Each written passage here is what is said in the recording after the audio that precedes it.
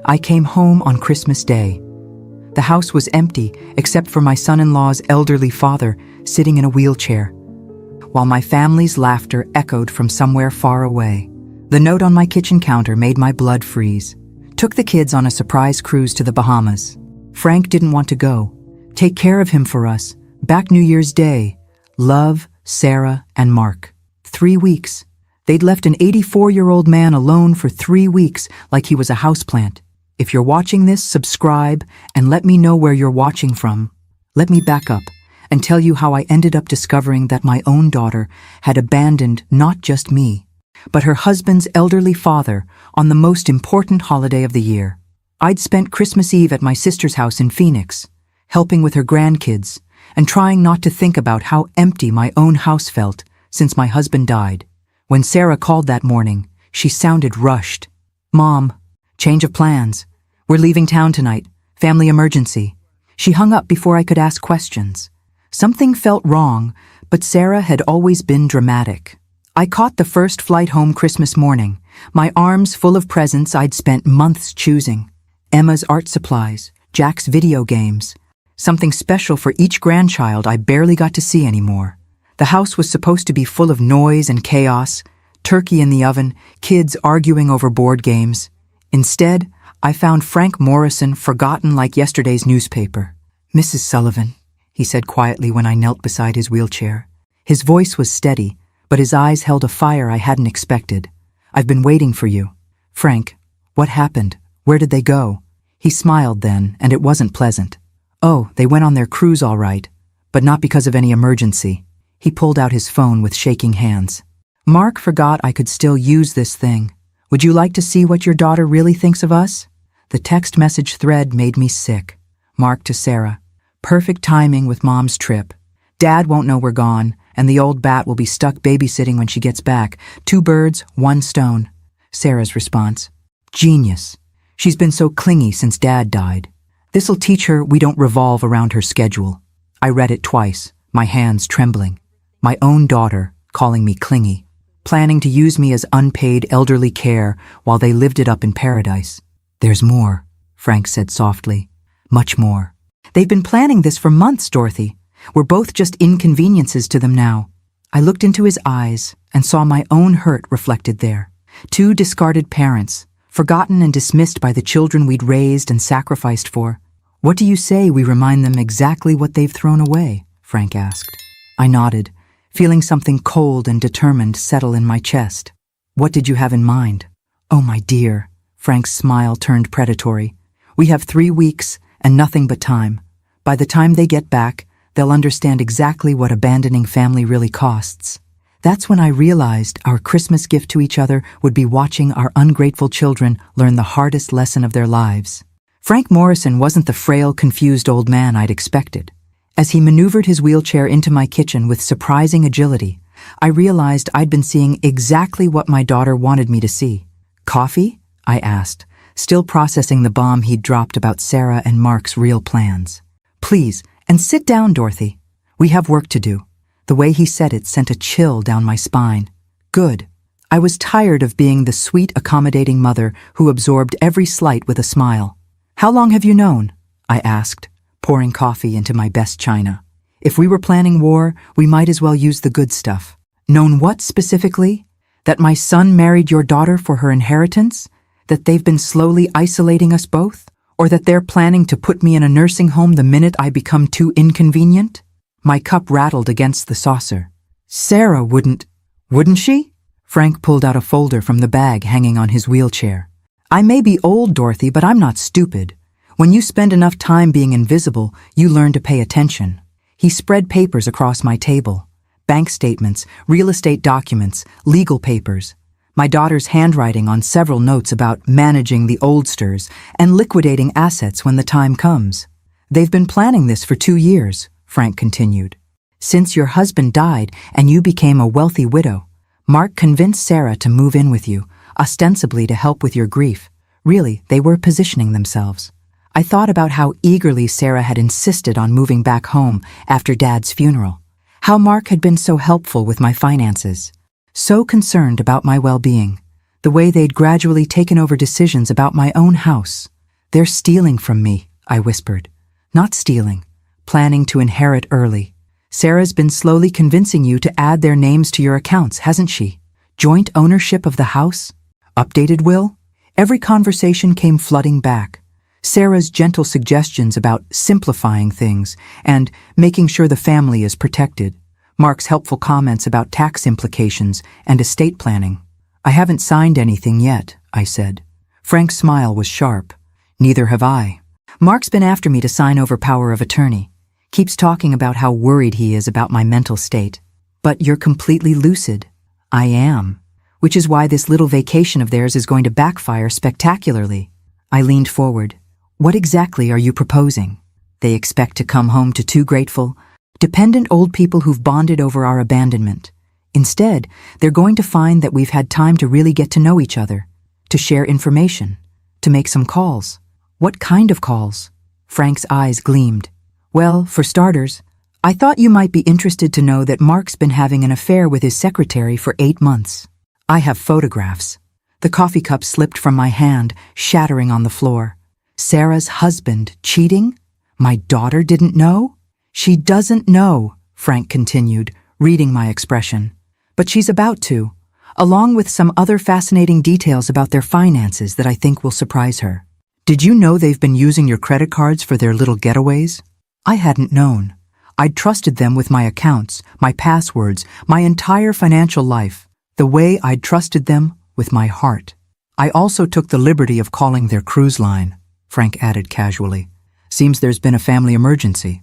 Their grandfather had a stroke. They need to come home immediately." "But you haven't had a stroke." "Not yet, but I could develop symptoms very quickly if needed, especially if someone called the authorities about elder abandonment." I stared at this man I'd known for 5 years, but never really seen. "You're diabolical. I prefer thorough. The question is, Dorothy, are you ready to stop being a victim?" I looked around my kitchen, my home that my daughter had been slowly claiming piece by piece, at the presents under the tree that would never be opened, at the future I'd imagined with grandchildren who barely knew my name because their parents kept me at arm's length. "What do you need me to do?" Frank's smile was beautiful and terrible. "First, we're going to secure your assets. Then we're going to document everything. And finally, we're going to make some strategic phone calls that will cut their cruise very short indeed. They'll be furious. Good. It's time they learned what real consequences feel like." That's when I understood that Christmas morning hadn't brought me just an abandoned old man. It had delivered me the perfect partner for the most satisfying revenge of my life. By December 28th, Frank and I had transformed my quiet house into a command center for justified revenge. The dining room table was covered with evidence. Bank statements showing unauthorized purchases, photographs of Mark with his secretary, and a timeline of lies my daughter had told me over the past 2 years. "They've charged $4,000 to your account just this month," Frank said, adjusting his glasses as he reviewed the credit card statements. "Restaurants you've never been to, a jewelry store, something called Tropical Paradise Swimwear." I felt sick. "They bought vacation clothes with my money to go on a vacation they didn't invite me to." "It gets better. Look at this." Frank handed me a phone bill. "Mark's been paying for his secretary's cell phone for 6 months. Guess whose credit card he used?" "Mine." They'd used my money to fund his affair while abandoning both of us on Christmas. The betrayal was so complete, it almost felt artistic. "Frank, I need to ask you something," I said, pouring us more coffee. "We'd been surviving on caffeine and fury for 3 days. Why are you helping me? You barely know me." He was quiet for a long moment, staring out the window at the neighborhood where all the other families were probably enjoying normal holiday visits. "My wife died 2 years ago. Dorothy was her name, actually. Funny coincidence. I didn't know her name was Dorothy. She was everything to me. When she got sick, I told Mark we needed to sell the house, use our savings for her care. He convinced me to wait, said he'd handle everything. He had a better plan." Frank's voice got harder. "His better plan was to let Medicare cover the cheapest possible care while he moved us into a facility and sold our house. Dorothy died in a place that smelled like disinfectant and despair because I trusted my son. Frank, I'm so sorry. He promised me Dorothy would come home, promised we'd have time together. Instead, I got 3 more months with a woman who didn't recognize me anymore, because we couldn't afford the medication that might have slowed her decline. Now I understood the steel in his eyes. This wasn't just about Christmas abandonment. This was about a son who'd let his mother die in misery while protecting his inheritance. Your daughter may not know about the affair, Frank continued, but she knew about this cruise. She planned it knowing we'd be alone. That makes her just as guilty as Mark. My phone buzzed. A text from Sarah. Having amazing time. Weather perfect. Hope you and Frank are getting along. 3 happy face emojis. Not a single question about how we were managing or if we needed anything. They have no idea what's coming, I said. Oh, but they're about to. Frank pulled out his phone. I called the cruise line this morning. Told them there'd been a family emergency. Mark's father had a stroke and needed him home immediately. Will they believe it? They already have. The ship is docking in Nassau tomorrow. Mark and Sarah have been informed they need to fly home immediately for a medical emergency. I felt a thrill of dark satisfaction. They'll be panicked. They should be. By the time they get home, they'll discover that panic is the least of their problems. Frank wheeled himself over to the folder we'd labeled Evidence. I've been documenting everything for months.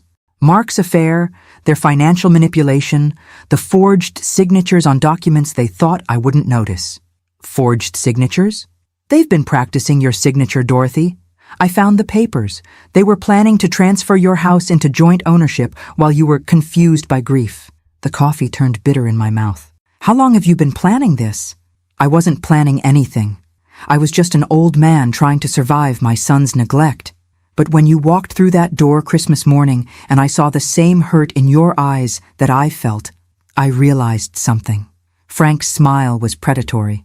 Revenge is always better with a partner. What's our next move? Tomorrow, when they call in a panic about coming home, you're going to be very, very concerned about me. My stroke symptoms will be quite convincing. And then? Then we make sure their homecoming is everything they deserve. Frank pulled out one more document that made my blood freeze. It was a nursing home application with my name on it, in my daughter's handwriting, but with my forged signature. They were planning to put me away too? I whispered. Eventually. But first, they needed to make sure you signed over everything to them. Can't transfer assets from a nursing home as easily. That's when I realized my daughter hadn't just abandoned me for Christmas. She'd been planning to erase me entirely. Frank, I said quietly, how much time do we have? They land tomorrow evening, which gives us exactly 24 hours to prepare for the most educational homecoming of their lives. Perfect, because I just figured out exactly how to make them pay for everything they've done. The call came at 6:47 a.m. on December 29th, just as Frank and I were finalizing our preparations. Sarah's voice was shrill with panic when I answered the phone. Mom, oh my God, we just got word that Frank had a stroke. How is he? Why didn't you call us immediately? I looked at Frank, who was calmly sipping coffee and appeared healthier than men half his age. He'd coached me on exactly what to say. Sarah, honey, it happened so fast, I said, injecting my voice with just the right amount of overwhelmed elderly confusion. He collapsed yesterday evening. I called 911 and they took him to General Hospital. The doctors say, oh, sweetheart, they say it's very serious. Is he conscious? Can he speak? Frank held up a sign he'd made. Barely responsive. Right side paralysis. He's barely responsive, I continued. The right side of his body isn't working properly. The doctors are running tests, but they want the family here immediately. We're flying out today. We'll be home by tonight. Mom, you sound exhausted. I've been at the hospital all night. I didn't want him to be alone. There was silence on the other end. When Sarah spoke again, her voice was softer. That was really good of you, Mom. We'll be there as soon as we can. After I hung up, Frank and I sat in satisfied silence for a moment. You're a natural at this, he said. 25 years of marriage taught me how to manage dramatic situations. Your son has no idea what he's dealing with. Speaking of Mark, he'll want to see medical records immediately. Are you ready for Phase 2? Phase 2 was beautiful in its simplicity. Frank had a friend, Dr. Peterson, who'd treated his wife Dorothy during her illness. Dr. Peterson happened to be quite sympathetic to elderly patients who'd been mistreated by their families. Dr. Peterson confirmed that he can admit me for observation this afternoon, Frank explained. Heart palpitations brought on by stress. He'll keep me overnight for monitoring. That's brilliant. By the time they get here, you'll actually be in the hospital. with genuine medical concerns caused by the trauma of abandonment. It's not even entirely a lie. While Frank made final arrangements with his doctor friend, I tackled the more delicate task of preparing Sarah's surprise. I'd spent the night going through every financial document, every credit card statement, every piece of evidence of their betrayal. The photographs Frank had given me of Mark's affair were particularly damning. Mark and his secretary Janet at a restaurant I'd unknowingly paid for. Mark and Janet checking into a hotel room during what was supposed to be a business trip. Mark and Janet Christmas shopping for jewelry that had appeared under our tree as his gift to Sarah. But the documents were what would really destroy them. I'd found the nursing home application with my forged signature, the practice sheets where Sarah had been perfecting my handwriting, the real estate documents they'd prepared to transfer my house into joint ownership. They were so confident I'd never find out, I told Frank. They thought I was just a confused old widow who'd sign anything they put in front of me. Underestimating us was their first mistake, Frank replied. Abandoning us was their second. But the biggest mistake was thinking we'd just accept being disposed of quietly. At 2 p.m., Frank left for the hospital in an ambulance Dr. Peterson had arranged. To any neighbor watching, it looked like a genuine medical emergency. I followed in my car, playing the distraught family friend. Frank was settled into a private room with impressive-looking monitors and IV equipment. Dr. Peterson briefed me on the condition I should describe to Mark and Sarah.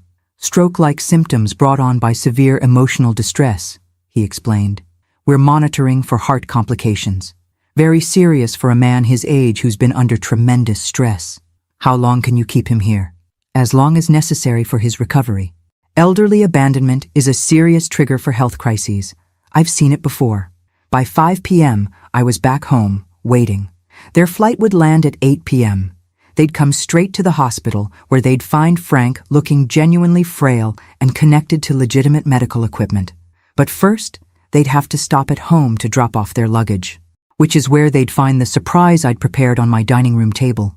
Every piece of evidence, every photograph, every forged document, arranged in neat piles with sticky notes in my handwriting, explaining exactly what each item represented.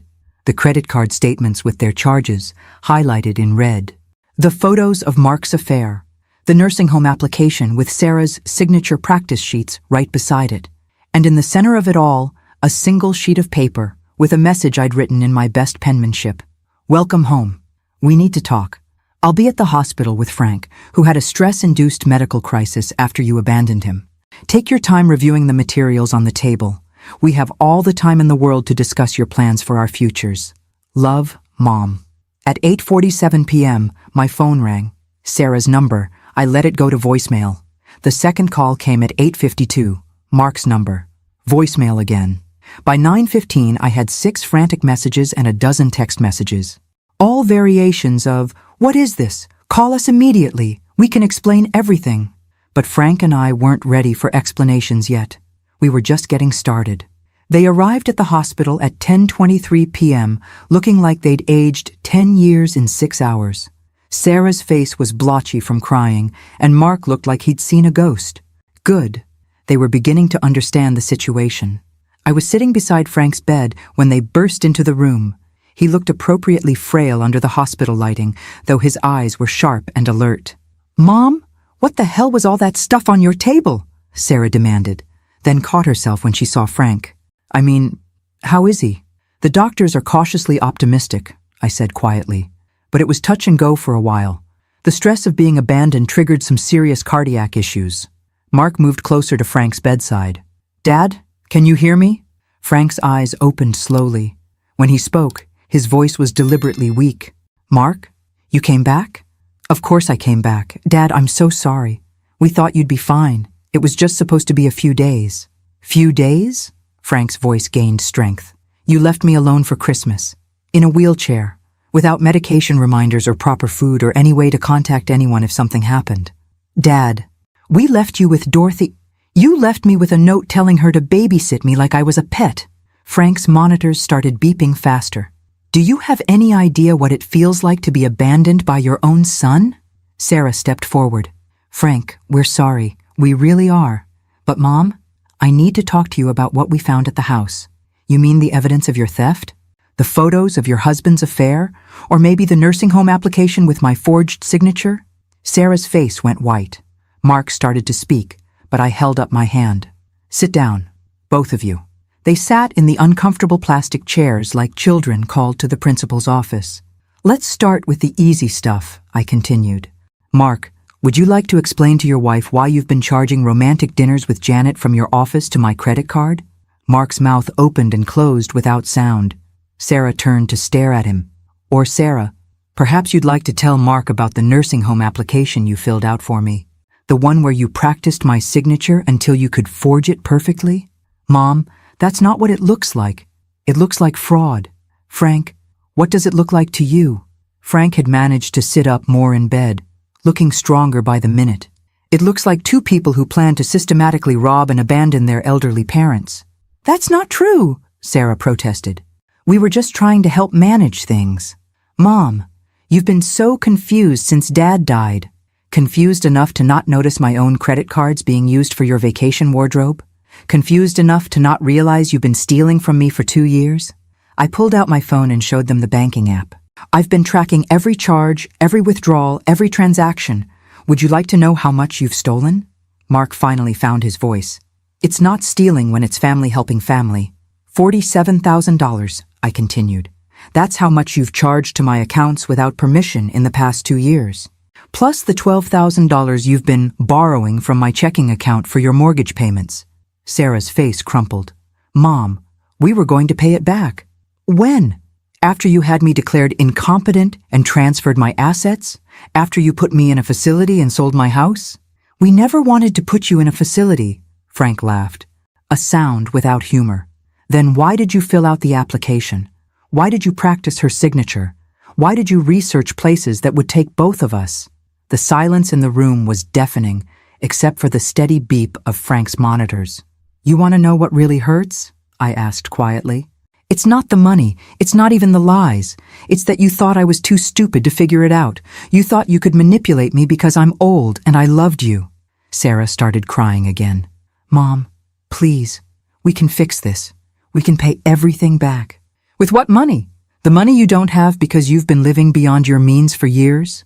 The money you were planning to steal from us? Mark stood up abruptly. This is ridiculous.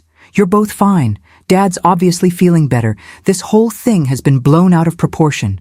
Sit down, Mark, Frank said, and something in his voice made Mark comply immediately. We're not done. Actually, I said, checking my watch, we are done for tonight. Visiting hours are over. Frank needs his rest. But we need to talk about this. Tomorrow. Come to my house at 10 a.m., both of you. We'll discuss the terms of your rehabilitation. Terms? Sarah looked confused. Oh, yes, Frank said with a smile that would have scared a shark. You didn't think you could just apologize and go back to business as usual, did you? I stood up and gathered my purse. See you in the morning. Sleep well. As I walked out, I heard Sarah whisper to Mark, What do you think they're planning? If they had to ask, they really didn't know us at all. But they were about to learn. Frank was discharged the next morning with a clean bill of health and a doctor's note stating his episode had been caused by acute stress from family abandonment. Dr. Peterson was thorough in his documentation, bless him. At exactly 10 a.m., Sarah and Mark knocked on my door. They looked like they hadn't slept. Frank was already positioned in the living room, the coffee table covered with neat stacks of evidence. Please sit down, I said graciously, as if we were having a normal family meeting. Coffee? Mom, we just want to fix this, Sarah said immediately. Whatever you want us to do, we'll do it. That's good to hear. Frank, would you like to start? Frank folded his hands in his lap. I've been thinking about trust, how it's built over years and destroyed in moments. Mark, I trusted you with my financial information because you're my son. I trusted you to care about my well-being. Dad, I do care. You cared so much you left me alone on Christmas without checking if I had enough medication. You cared so much you've been forging my signature on documents I've never seen. You cared so much you've been paying for your girlfriend's expenses with my credit card. Mark's face flushed. That's not... Janet isn't... Janet Crawford, 5'6", blonde, works in your office, drives a red Honda Civic that you've been paying the insurance on. Should I continue? Sarah looked like she'd been slapped. Mark, is this true? Sarah, it's complicated. It's not complicated at all, I interrupted. You've been cheating on my daughter with money stolen from your father. That's actually very simple. And you, Frank continued, looking at Sarah, have been preparing to have your mother declared incompetent so you could steal her house. It wasn't stealing. I was trying to protect her assets. By practicing her signature? By researching nursing homes? By preparing legal documents to transfer ownership of her property? Sarah started crying again. You don't understand. We're in debt. Mark's business is failing. You needed to rob your elderly parents, Frank finished, because taking responsibility for your own lives was too difficult. I stood up and walked to the window. My neighbors were out walking their dogs, living normal lives where children didn't plot against their parents. Here's what's going to happen, I said without turning around. Mark, you're going to end your affair immediately. You're going to pay back every penny you've stolen from both Frank and me, and you're going to move out of Sarah's house. Mom, you can't break up our marriage. I'm not breaking up anything.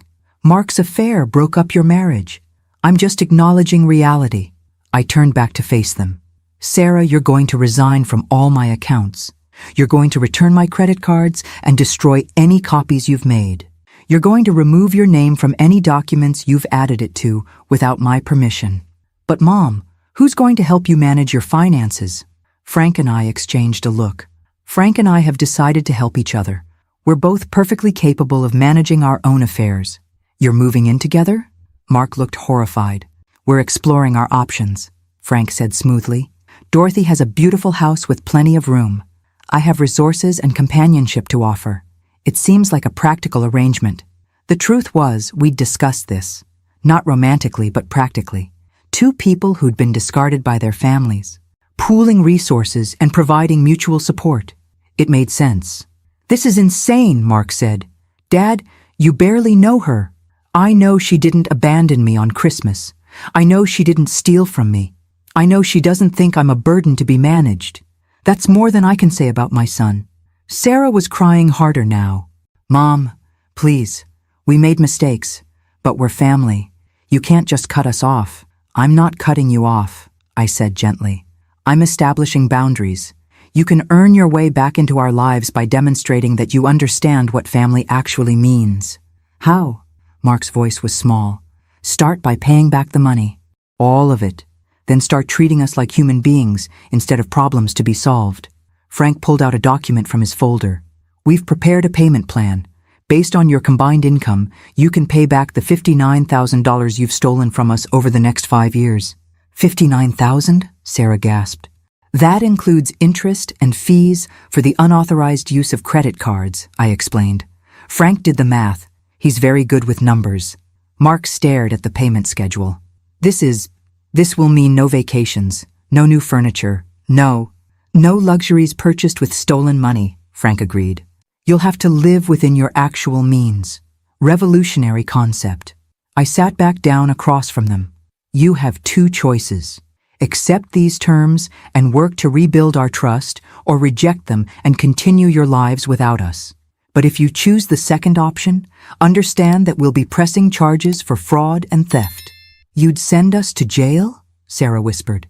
We'd let the justice system handle the consequences of your choices, Frank corrected, just like we're doing now. They sat in stunned silence, finally understanding that we weren't the helpless elderly people they'd thought they were manipulating. We need time to think, Mark finally said. Of course. You have until tomorrow at noon to give us your decision. After they left, Frank and I sat quietly for a few minutes. Think they'll agree? He asked. They don't have a choice. The alternative is criminal charges. And if they try to call our bluff? I smiled. Then they'll discover we're not bluffing. Frank nodded approvingly. I never thought Christmas could feel this satisfying. We're not done yet. Tomorrow is when they'll really learn what happens when you betray family. They didn't wait until noon. At 8 a.m. on December 31st, my doorbell rang with the desperation of people who'd spent the night calculating exactly how screwed they were. Sarah stood on my porch alone, looking like she'd aged a decade overnight. Where's Mark? I asked, not inviting her in yet. Gone. He packed a bag and left last night. Her voice was hollow. Said he couldn't deal with the pressure and needed space to think. Frank wheeled himself to the door behind me. Interesting timing. Did he take anything valuable with him? Sarah's laugh was bitter. He cleaned out our checking account, about $2,000. Everything else is frozen because of the investigation you triggered. I hadn't triggered any investigation yet, but I didn't correct her assumption. Let her think the wheels were already in motion. So he abandoned you too, Frank observed. Seems to be his pattern. I deserve this, Sarah said quietly. All of it. But Mom, I need you to know something. The nursing home thing, the signature practice, that was all Mark's idea. He convinced me you were showing signs of dementia. And you believed him without consulting a doctor? Without talking to me? He showed me things. Times you forgot conversations we'd had, bills you'd paid twice, your confusion about your medication schedule after Dad died. I stared at my daughter. Sarah, I wasn't confused. I was grieving. There's a difference. I know that now. But Mark kept saying we needed to protect you from yourself before something bad happened. He made it sound like love. Frank and I exchanged glances. This was a wrinkle we hadn't expected. Come in, I said finally. Tell us everything. Over coffee, Sarah laid out 2 years of manipulation that made my stomach turn. Mark had been documenting every normal grief behavior, every small memory lapse, every moment of confusion as evidence of mental decline. He'd convinced Sarah that I was becoming dangerous to myself. He said you'd left the stove on twice, that you'd gotten lost driving to the grocery store, that you'd called him at 3 a.m. asking where Dad was. None of that happened. I know that now. But at the time, he seemed so concerned, so protective of you. He said we needed to act before you hurt yourself or lost everything to scammers. Frank leaned forward. What changed your mind? When we got home yesterday and I saw all those documents, all that evidence you'd gathered, I realized that someone with dementia couldn't have organized all of that, couldn't have tracked every transaction, every lie, every theft. You'd been watching us the whole time. Not the whole time, I admitted. Just since I started feeling like something was wrong, about 6 months ago. The credit card statements were the first clue, Frank added. When I found charges for restaurants in towns where Mark claimed to be on business alone. Sarah winced. How long have you known about Janet? Since August. I hired a private investigator. You hired a private investigator? Sarah looked stunned. I may be old, but I'm not helpless. When someone starts stealing from me, I investigate. Why didn't you just confront us? Frank answered that one. Because we needed evidence. Accusations are just noise without proof. Sarah sat quietly for a long moment. So what happens now? Mark's gone. I can't afford the house payments without his income. And I still owe you almost $60,000. That depends, I said. Are you here to negotiate, or are you here to take responsibility? I want to take responsibility. But Mom, I need help. Real help. Not just punishment. This was the moment Frank and I had discussed. The difference between revenge and justice. Revenge would have been watching her lose everything. Justice was giving her a chance to rebuild properly. Here's what we're going to do, I said. You're going to move back home. Not to take care of me, but so we can take care of each other. You'll pay me reasonable rent, which will go toward paying back what you owe. And Mark? Mark made his choice when he ran instead of facing consequences. You're making yours right now. Sarah started crying again. But these tears were different. Relief instead of desperation. There are conditions, Frank added. Full financial transparency. No access to your mother's accounts without written permission and witnesses.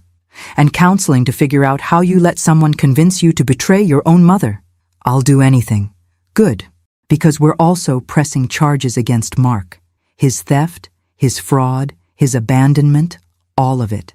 You can cooperate with the investigation or be charged as an accomplice. Your choice. Sarah's face went pale. He'll blame me for everything. Then you'd better make sure your story is accurate and documented. Frank pulled out another folder. We've been busy, Sarah. Mark's pattern of financial manipulation goes back years. Janet isn't his first affair, and you weren't his first victim. We found 2 other women he'd convinced to give him access to their money. What are you saying? We're saying your husband is a professional con artist who targeted women with resources. You just happened to come with the bonus of an elderly mother with assets. The room went silent except for the ticking of my father's old clock. Sarah stared at the documents Frank had spread across the table. So I wasn't just stupid. she whispered. I was a mark. You were both, I said gently. But stupid can be fixed. Mark's criminal behavior is his problem now. When do we start? Sarah asked. We already have. Welcome to the first day of your actual adult life. Frank smiled. This is going to be more satisfying than I expected. But none of us knew that Mark hadn't just run away.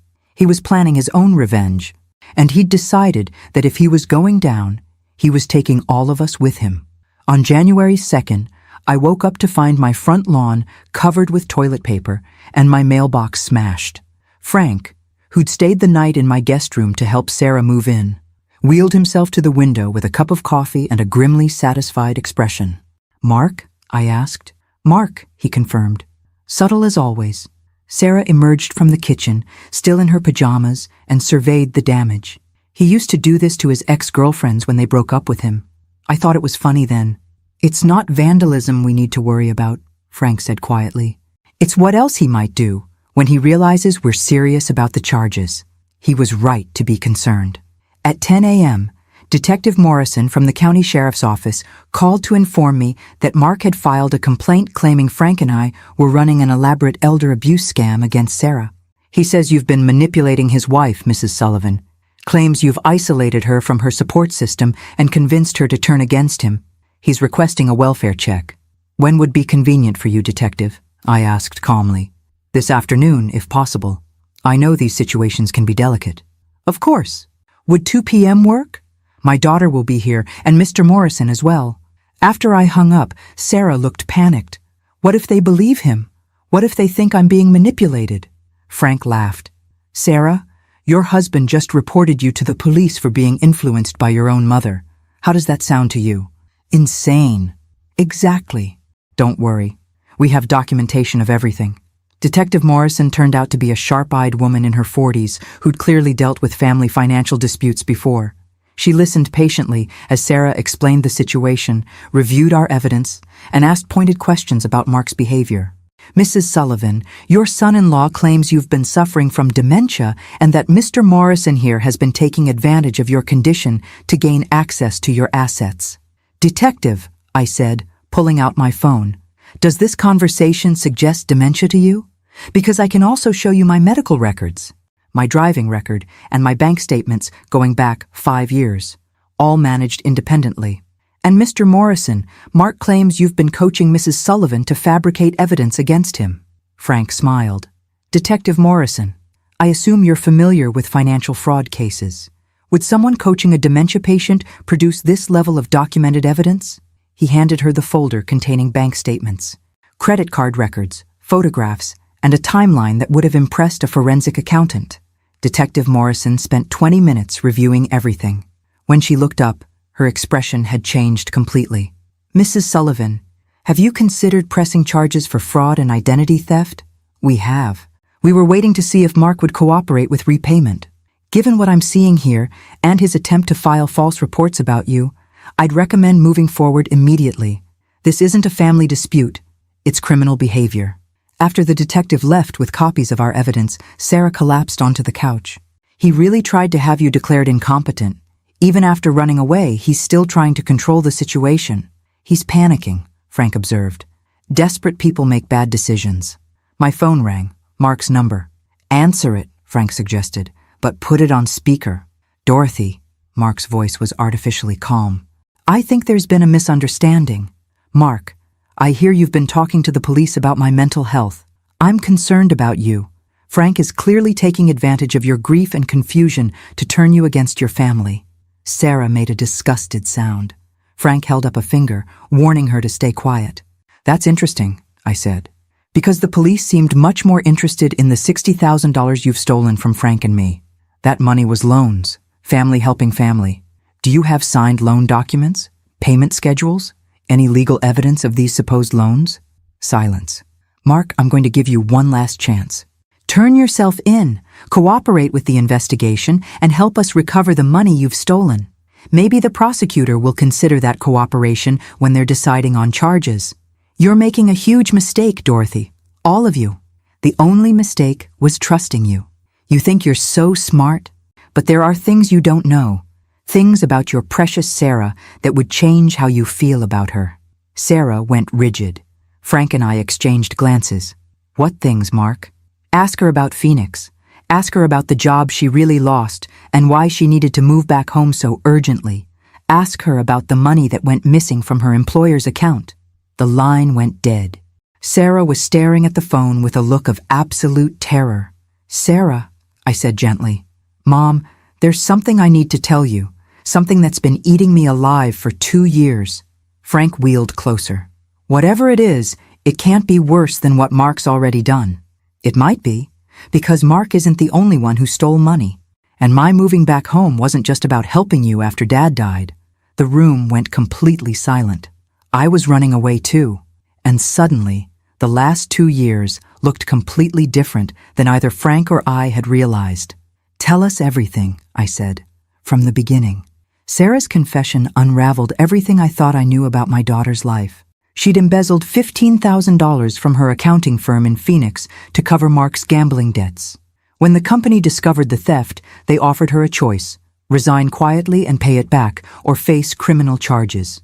"I had 30 days to return the money," she said, her voice barely above a whisper. "Mark promised he'd get it from his business accounts, but there was no money. There never was. His company was failing because he'd been gambling away the profits for months." "So you came home," Frank said. It wasn't a question. "I told you Dad had just died, and I wanted to help Mom through her grief. Really, I was hiding from my problems and hoping Mark would figure something out. I felt like I'd been punched." "You used your father's death as cover for running away from embezzlement." "Yes, and it gets worse." "Of course it did. When I realized Mark couldn't get the money, I started taking it from you. Small amounts at first. A few hundred here and there from your checking account. I told myself it was temporary, that I'd pay it back as soon as Mark's business recovered. But Mark's business never recovered because Mark was gambling away everything that came in." "Right. So I kept taking more. And when the credit cards came in the mail, Mark said we should use those too. Just until things turned around." Frank was eerily calm. "How much of the $60,000 was for the Phoenix embezzlement?" "About $20,000. The rest was Mark's gambling and our living expenses." "So you've been stealing from your mother to cover up stealing from your employer to cover up your husband's gambling addiction?" "Yes." The silence stretched until it became uncomfortable. I was looking at my daughter and seeing a stranger, not the manipulated victim I thought she was, but someone who'd been making criminal choices for years. "Sarah," I said finally, "is there anything else?" "There's one more thing. Mark knows about Phoenix. He's known from the beginning. And, if he gets arrested, he's threatened to tell the police about my embezzlement. He says he has evidence that I forced him to help me steal from you to cover it up." Frank laughed, but it wasn't a pleasant sound. "So he's planning to throw you under the bus to save himself." "He's already started. That call to the police about elder abuse? He also told them I was the one manipulating you, that I'd been stealing from you for years before he even knew about it. But that's not true. It's true enough. I was stealing from you. And now it's going to look like everything was my idea." I stood up and walked to the window. My neighbors were living their normal lives while mine imploded completely. My daughter was a thief. My son-in-law was a con artist, and I was an old fool who'd been blind to all of it. "Mom?" Sarah's voice was small. "I'm thinking. Are you going to turn me in?" I turned around. "I should. You've been lying to me for 2 years. You've been stealing from me to cover up another crime. You let me think you were a victim when you were actually a perpetrator." "I know. But here's the thing, Sarah. You just told me the truth when you could have kept lying. Mark's trying to destroy all of us to save himself, and you're trying to take responsibility for what you've done." Frank wheeled over to the evidence table. "There's something else to consider. If Mark has evidence of Sarah's Phoenix embezzlement, what else might he have?" "What do you mean?" "I mean, people like Mark don't just collect evidence to use it. They collect it to leverage it. He's been documenting Sarah's crimes for 2 years, probably recording conversations, keeping receipts. Not to turn her in, but to control her." Sarah's eyes widened. "He made me write down everything I took from you. Said it was so we could pay it back accurately. He was creating evidence to use against you if you ever tried to leave him. So he could have sent me to prison whenever he wanted. And now he's planning to do exactly that to save himself." I sat back down, my mind racing. Mark wasn't just a thief and a con artist. He was a predator who'd been systematically destroying my daughter for years while robbing us both. Sarah, do you still have access to your joint accounts with Mark? Some of them. Why? Because if he's been collecting evidence against you, you should return the favor. Frank smiled. I like where this is going. He's been using you both as criminal accomplices while making sure he had evidence to destroy you if necessary. But that means he also has evidence of his own crimes. His phone, Sarah said suddenly. He records everything. Conversations, meetings, even arguments. He says it's for business, but he's been recording us for months. Then I suggest you get that phone before he decides to use those recordings against you. But how? He's not answering my calls. Frank pulled out his own phone. Leave that to me. I have an idea that will get Mark back here very quickly. What kind of idea? The kind that will make him think he's won, right up until the moment he realizes he's lost everything. Frank, what are you planning? His smile was absolutely predatory. Something that will make our Christmas revenge look like a warm-up act. Frank's plan was diabolical in its simplicity. He called Mark and left a voicemail, claiming he'd had another episode and wanted to make amends before it was too late. He suggested they meet to discuss a generous settlement that would make all the criminal charges go away. You think he'll believe it? Sarah asked. Mark believes what he wants to believe, and what he wants to believe is that he can manipulate his way out of consequences. We were right. Mark called back within an hour, suddenly concerned about his father's health and eager to discuss reasonable solutions for everyone involved. The meeting was set for Friday afternoon at my house. Frank had insisted on one condition. Everything would be recorded. For legal clarity, he'd told Mark, to make sure everyone understands the terms. What Mark didn't know was that Detective Morrison would be listening from my kitchen, and that Sarah had already turned over her laptop containing 2 years of Mark's communications about their criminal activities. Mark arrived Friday at 2 p.m. looking confident for the first time since Christmas. He'd clearly convinced himself that 2 elderly people and his guilt-ridden wife would be easy to manipulate.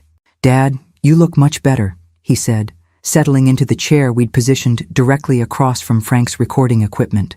I've had time to think about everything, Frank replied. About family, about forgiveness, about what really matters at my age. I'm so glad to hear that. I've been thinking too, about how we can put this whole misunderstanding behind us. Misunderstanding, I repeated. That's an interesting way to describe theft and fraud. Mark's smile faltered slightly.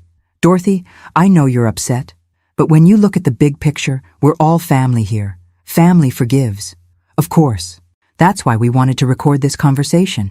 So there's no confusion about what we're agreeing to. Absolutely. Transparency is important. Frank leaned forward. So let's be transparent, Mark. Tell us about the gambling. What gambling?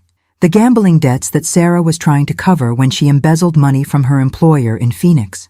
Mark's face went blank. He glanced at Sarah, who was sitting quietly beside me, then back at Frank. I don't know what Sarah told you, but Sarah told us everything. About Phoenix, about the embezzlement, about your threats to use evidence against her if she didn't cooperate with stealing from us. That's not how it happened. Then how did it happen? Mark? Because we have Sarah's laptop with 2 years of your messages. We have your recorded conversations about managing the old people. We have your documented threats to destroy Sarah if she tried to leave you. Mark was starting to sweat. You can't use recordings made without my permission. Actually, we can. Arizona is a one-party consent state, and Sarah consented to recording your conversations. But more importantly, I added, we have your confession. I haven't confessed to anything. Frank smiled. You haven't yet, but you're about to. Dad, what are you talking about? I'm talking about the choice you're facing right now.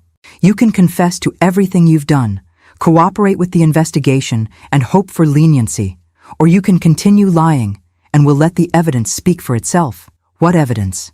Frank pulled out a thick folder. Your bank records showing systematic theft from both Dorothy and me. Your credit card statements showing charges for your affair. Your phone records showing calls to gambling operations in Nevada. Your business records showing how you've been laundering stolen money through fake consulting fees. Mark stared at the folder.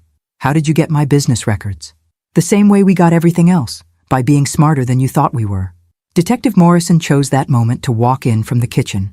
"Mr. Mark Morrison, you're under arrest for fraud, identity theft, and elder financial abuse." Mark's face went white.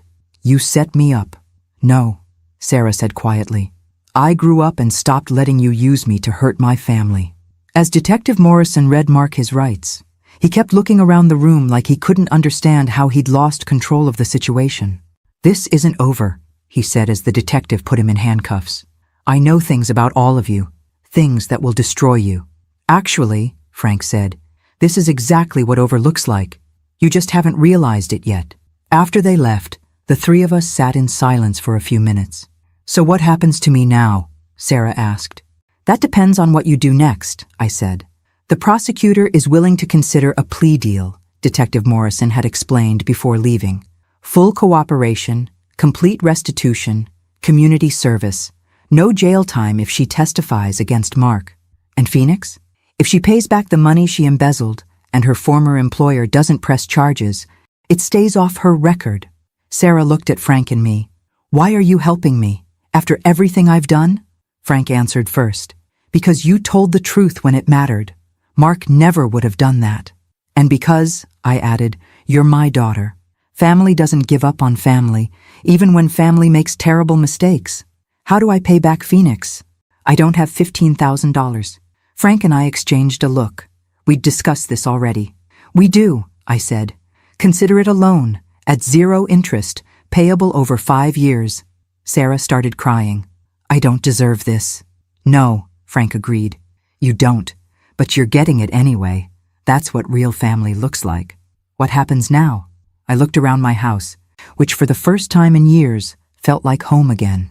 Now we learn to trust each other, one day at a time. 6 months later, I was standing in my kitchen making coffee when I heard Frank's wheelchair coming down the hall. He'd moved in permanently after we realized how much we enjoyed each other's company. Not romantically. We were both too old and too set in our ways for that, but as genuine friends who'd been through hell together and come out stronger. "Morning news is interesting today," he said, handing me the newspaper. The headline read, "Local man sentenced to 5 years for elder financial abuse." Below it was Mark's mugshot, looking nothing like the confident con artist who'd tried to manipulate us 6 months ago. 5 years, I said. More than I expected. Judge said the systematic nature of the crimes and his attempt to blame his victims made it aggravated fraud. Plus, they found evidence of 2 other women he'd scammed in Nevada. Sarah emerged from the dining room where she'd been working on her laptop.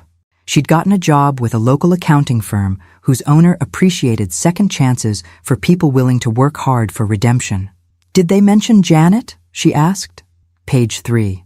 Turns out she wasn't just an affair partner. She was helping him launder money through fake business accounts. She got 3 years. Sarah shook her head. "To think I was jealous of her. You were jealous of someone who was helping your husband steal from your mother. That's actually appropriate jealousy."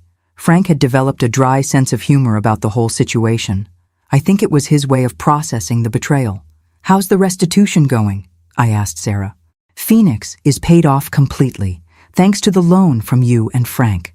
And I've got 3 more years of payments to you both, but I'm actually ahead of schedule." She'd thrown herself into making amends with an intensity that impressed everyone. The prosecutor had been so pleased with her cooperation that Mark's sentencing had included a provision requiring him to pay us back in full when he got out of prison. "Any word from the parole board about visitors?" "Mark can have visitors, but he has to request them. He hasn't requested any of us." "Probably for the best," Frank said. "Prison is supposed to be about reflection and rehabilitation. Hard to do that if you're still trying to manipulate the people you wronged." My phone rang. "Detective Morrison." "Mrs. Sullivan, I wanted to let you know we found something interesting when we cleaned out Mark's storage unit." "What kind of something?" "Evidence of at least 6 other women he was planning to target. Detailed profiles, financial information, relationship patterns. You and your daughter weren't random victims. You were part of a systematic operation." I felt cold. "How systematic?" "We think he'd been doing this for at least 10 years, always targeting families with elderly members who had assets. Always using a female accomplice who didn't know the full scope of what was happening. Like Sarah. The FBI is now investigating him for interstate fraud. This could add federal charges to his sentence. After I hung up, I shared the news with Frank and Sarah. 10 years, Sarah whispered. He's been destroying families for 10 years. And now he's stopped, Frank said firmly. That's what matters. But all those other families, all those people he hurt, who you helped catch by telling the truth, I reminded her. Your testimony is what gave them enough evidence to get the search warrants for his storage unit. The doorbell rang. Sarah went to answer it, returning with Emma and Jack, my grandchildren, who'd become regular visitors since Mark's arrest. It turned out they'd always wanted to spend more time with me, but Mark had convinced Sarah it was too much chaos for an elderly woman to handle. Grandma, can we make cookies today? Emma asked. Of course. Frank, want to help supervise? Someone needs to make sure you don't burn down the kitchen, he said with mock seriousness. As the kids rummaged through my baking supplies and Sarah set up her laptop to work while keeping an eye on them, I realized something had fundamentally changed in my life. Not just because we'd caught the people who were stealing from us, but because we'd learned to trust each other in a way that was deeper than before. You know what's funny? Frank said, as we watched Emma measure flour with the intense concentration of a chemist. What? Mark thought he was destroying our families. Instead, he accidentally created a better one. He was right. Sarah and I talked more honestly now than we had in years. Frank had become the family member I'd never known I needed. The kids were relaxed and happy in a way they'd never been when Mark was around, constantly managing everyone's emotions and interactions. Do you think he planned any of this? Sarah asked, reading over my shoulder as I reviewed our household budget. The way it all turned out? Mark? No, Mark only planned destruction. This, I gestured around the kitchen where my granddaughter was teaching Frank the proper way to crack eggs. This happened because we chose to build something better from the wreckage. No regrets? I thought about it. The money we'd lost, the trust that had been broken, the months of pain and confusion before we understood what was really happening. No regrets, I said. Well, one regret. What's that? I regret it took us so long to realize we could trust each other. Frank looked up from his egg-cracking lesson. Better late than never. Much better, I agreed. As the afternoon sun streamed through my kitchen windows and my house filled with the sound of my family, my real family, the one we'd built from honesty and second chances, I realized this was the best Christmas gift I'd ever received. It had just taken 6 months to unwrap. Thanks for listening. Don't forget to subscribe and feel free to share your story in the comments. Your voice matters.